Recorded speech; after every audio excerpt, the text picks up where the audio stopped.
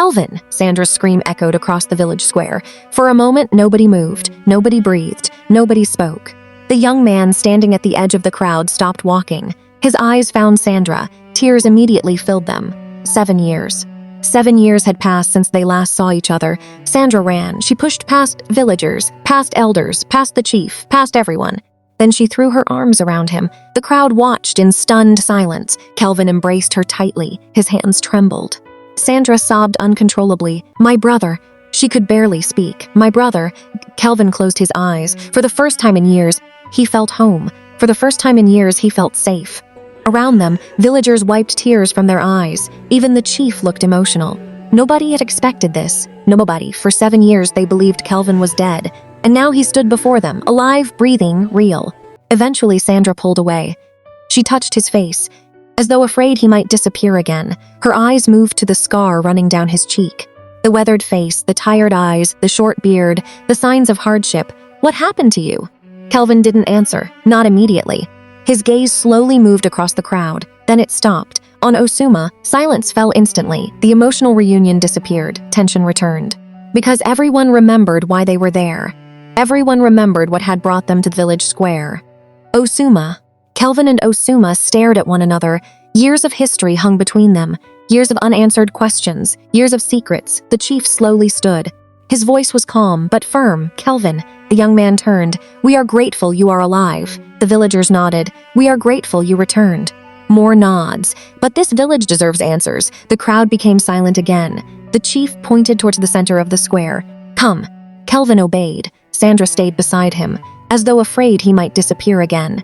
The chief looked directly at him. "Where have you been for 7 years?" Nobody moved. Nobody blinked. Every eye fixed on Kelvin. He took a deep breath, then finally spoke. "The night I followed Osuma, the square became silent. I found him." Osuma lowered his head. "I confronted him." The villagers listened carefully.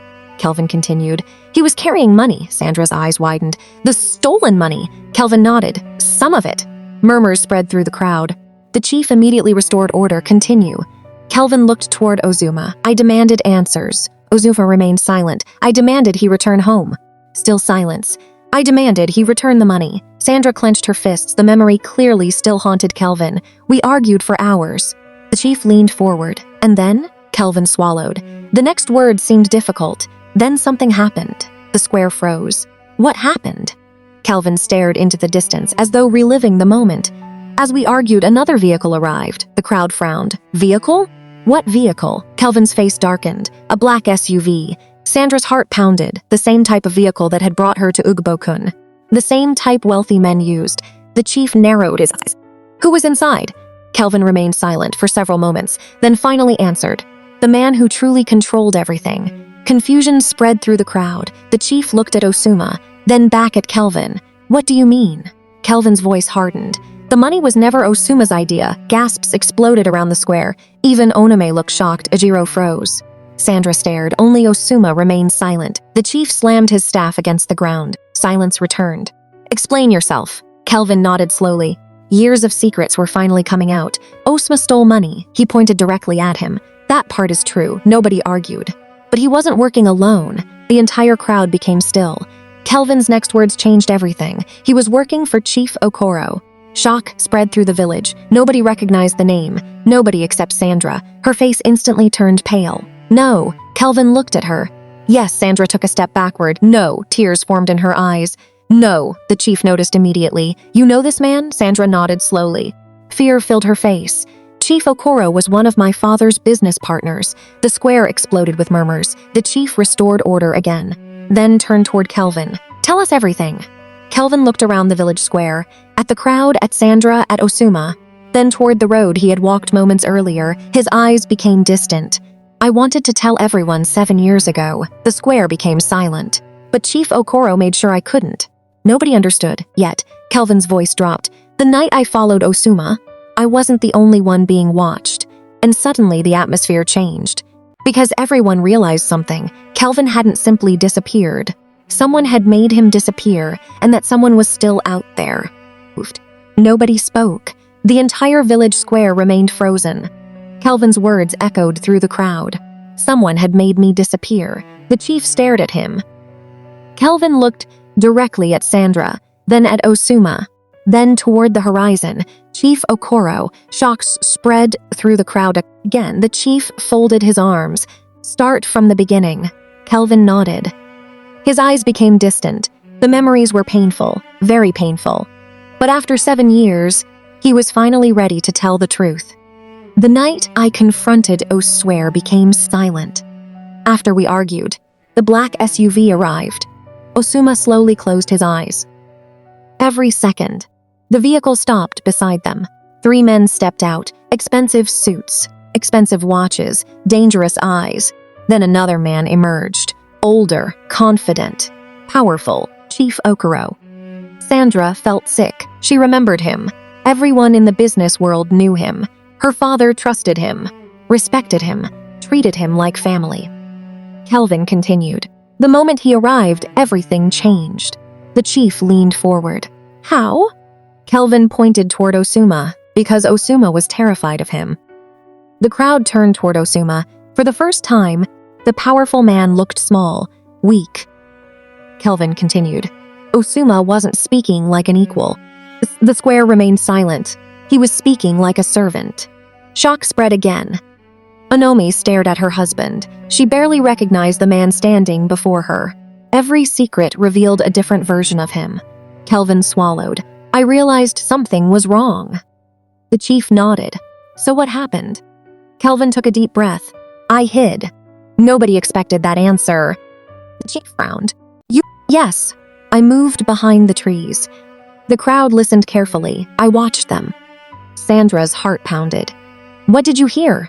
Kelvin looked at her, then answered. Everything. The square froze. Every thing. For years, Sandra had wanted answers. Now they were finally coming. Chief Okoro was angry. Kelvin continued. Very angry. The chief narrowed his eyes. Why? Kelvin's answer shocked everyone. Because too much money had disappeared. Confusion spread. The chief frowned. Too much money? Kelvin nodded. The money stolen from Sandra's father's company was supposed to be shared. Gasps erupted. The chief restored order. Then Kelvin continued. Chief Okoro believed Osuma had hidden part of it. Sandra's legs weakened. This was bigger than anyone imagined. Much bigger. Kelvin's voice remained steady. They argued. Their argument became threats.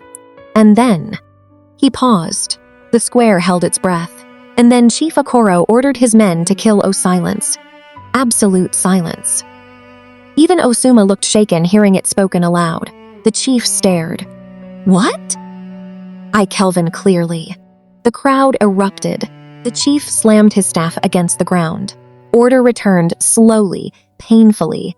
Then the chief looked toward Osuma. Is this true? Osuma remained silent. The silence became the answer. The crowd gasped again. But Kelvin continued. The villagers exchanged looks again, begging, just as the old man had described. He begged for his life. He begged for another chance. He promised to find the missing money. Sandra stared. Everything suddenly made sense. The fear, the lies, the running, the hiding. Kelvin continued. Chief Okoro gave him 3 days. The chief frowned. Then what? Kelvin's expression darkened. Then one of the men saw me. The square froze. Sandra stopped breathing. Kelvin touched the scar on his face, instinctively, without realizing it. His fingers rested on the mark that had changed everything. He saw me hiding. Nobody moved. Nobody spoke. The memory was still alive, still fresh. Even after 7 years, what happened next? Kelvin laughed bitterly. A laugh without joy. They chased me. The crowd gasped. I ran. His eyes became distant again. I ran through the forest. All night. All morning. All day. Sandra's eyes filled with tears. Her brother had been alone, terrified. Hunted. I thought I escaped. The chief remained silent, waiting. Then Kelvin revealed the next piece. But I was wrong. The square froze. I reached the highway. His hand touched the scar again. They caught me. Several women covered their mouths. The village became silent, dangerously silent. Kelvin's voice softened. They beat me. Sandra began crying. They wanted to know what I heard.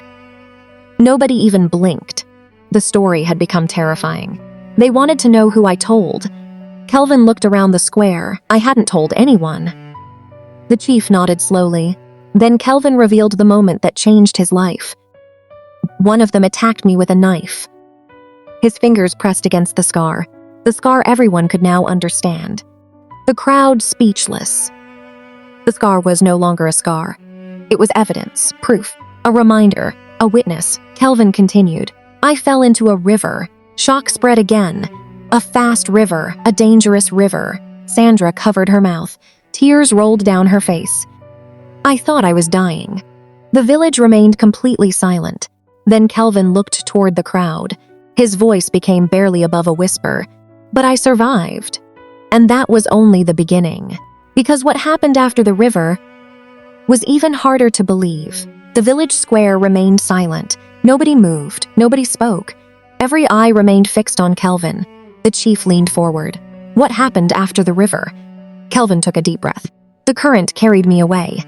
When I woke up, I wasn't in Ugbokun anymore. The crowd listened carefully. 3 fishermen rescued me. Sandra's eyes filled with tears. Why didn't you come home? Kelvin lowered his head. Because I was afraid. I believed Chief Okoro would find me. Silence returned. Then Kelvin continued. Months later, I discovered something. What? Kelvin's face hardened. Chief Okoro had people everywhere. The villagers exchanged nervous looks, businessmen, lawyers, police officers, people who protected him. The square became silent. Then Kelvin revealed the moment that changed everything. One day I found a newspaper. Sandra's heart pounded. Kelvin swallowed. That's when I learned your father had died. Tears instantly filled Sandra's eyes. Kelvin lowered his head. I couldn't forgive myself. The crowd remained silent. That day I stopped running. The chief leaned forward. What did you do? Kelvin's eyes hardened. I started gathering evidence. Shock spread across the square. For 7 years, I followed Chief Okoro's businesses. His money, his associates, everything. Then Kelvin reached into his travel bag. Slowly, he removed a thick brown envelope. The crowd froze. The chief stared. What is that? Kelvin looked directly at Osuma, then at Sandra. Finally, he answered, proof. The entire village gasped. After 7 years, Kelvin had finally returned with evidence powerful enough to destroy Chief Okoro. The entire village square remained silent. Kelvin held the brown envelope tightly. Nobody moved. Nobody spoke. The chief pointed. Open it. Kelvin nodded. Slowly, he removed the first document. Bank records, then another. Company transfers, then another. Signed contracts. The crowd stared in confusion. Most of them couldn't understand what they were seeing. But Sandra could. Her face slowly changed. Shock, disbelief, anger. The chief noticed. What is it? Sandra pointed at the papers. These signatures. The square became silent. They belonged to Chief Okoro. Gasps erupted. Kelvin nodded. Every transfer, every fake contract, every stolen payment. The crowd listened carefully. He approved everything. The chief frowned. And Osuma? Kelvin looked toward him. He helped move the money. Osuma lowered his head. This was obvious. Years of lies had finally caught up with him. Then Kelvin removed another document. This one changed everything. The crowd leaned forward. Sandra froze. Anomi froze. Ejiro froze. Even the chief stood up. The photograph clearly showed Osuma and Chief Okoro together, standing beside the company warehouse. The exact night the money disappeared. The square exploded. Shouted. Women screamed. Children stared. The chief immediately restored order, then turned toward Osuma. For a long moment, neither man spoke. Finally, the chief asked, "Is it true?" Silence. The entire village waited. Then Osuma nodded. A single tear rolled down his face. Yes, the crowd gasped. After all these years, the truth had finally arrived. Osuma looked at Sandra. For the first time since she arrived in Ugbokun, he looked genuinely broken. "I stole from your family." Sandra said nothing. "I betrayed your father." Still silence. "I helped Chief Okoro." The square remained quiet. Osuma swallowed. "But I never intended for everything to happen." Sandra's eyes hardened. "It happened anyway." Osuma lowered his head. He could not argue. Then Kelvin stepped forward. "There is one more thing." The crowd froze again. "One more thing? After everything?" Kelvin reached into the envelope, then removed a final document, the most important one. The chief accepted it. His eyes widened immediately. "What is it?" The chief looked up slowly, then answered, "A confession." Shock spread across the square. Kelvin nodded. One of Chief Okoro's former accountants signed it. The crowd listened carefully. He admitted everything before he died. The chief stared at the document. Every page confirmed the same truth. Chief Okoro had planned the entire scheme. The theft, the fake contracts, the missing funds, everything. Osuma had participated, but Chief Okoro had controlled it all. The village square fell silent. Years of mystery had finally been solved. Sandra wiped tears from her eyes, not tears of grief. Not this time, relief. For 7 years she wanted answers. Now she had them. The chief slowly folded the papers, then looked toward Osuma. His voice was firm. "You have brought shame upon yourself." Osuma nodded. "You have brought shame upon your family." Another nod. "You have brought shame upon this village." The words cut deeply, but Osuma accepted them. He knew he deserved them. The chief turned toward Kelvin, then toward Sandra. Finally he spoke. "The truth has been revealed." Nobody disagreed. The crowd slowly nodded. Years of secrets, years of pain, finally finished. Sandra looked at Kelvin, still unable to believe he was standing beside her. After 7 years, Kelvin smiled, a small smile, the first peaceful smile anyone had seen from him. The burden was gone. The secret was gone. The truth was finally free. As the sun slowly began to set over Ugbokun village, the crowd started dispersing. People talked quietly. Children ran home. The elders walked away, one by one, until only a few people remained beneath the ancient tree. Sandra stood beside her brother. Onome stood silently nearby, and Osuma sat alone, watching the sunset, watching the life he built collapse around him. For the first time in years, there were no more secrets. And for the first time in 7 years, Kelvin was finally home. Thank you for watching. Don't forget to like, share, and subscribe for more captivating stories.